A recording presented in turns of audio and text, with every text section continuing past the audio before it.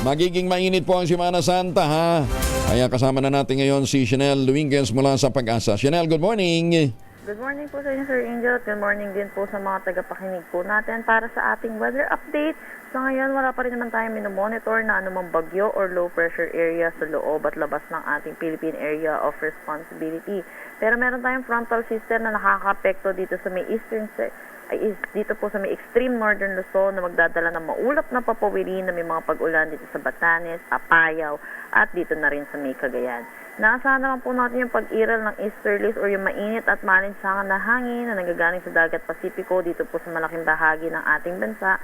Ito po ay magdadala rin ng mga pakalat-kalat na pag-ulan dito sa Zamboanga Peninsula, Basilan, Sulu at Tawi-Tawi. Samantala, for Metro Manila and the rest of our country, asahan po natin magiging mainit at malinsangan po yung ating tanghali hanggang hapon na may mga isolated rain showers or mga localized thunderstorm lalo na po sa hapon at sa gabi.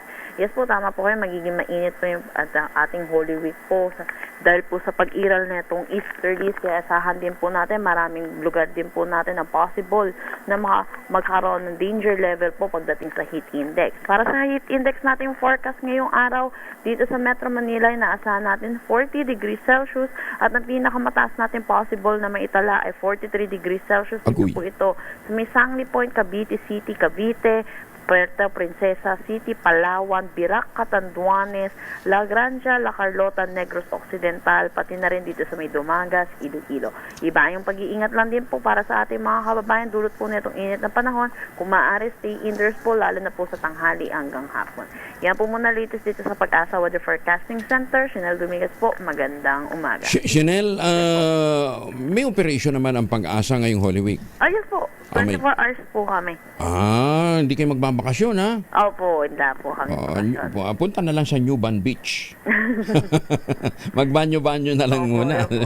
Oo, siya. Sige. So, yung weather outlook na yon hanggang linggo, ganun ang inaasahan natin, maalinsangan. Opo. Mainit po talaga. Opo. Ay, susmi. Kaya kinakailangan magbaon ng proteksyon laban sa init. Ha? Thank you, Ma'am Chanel. Thank you po. Si Chanel Dominguez mula sa Pag-asa na kahit daw po Holy Week, hindi sila magbabakasyon.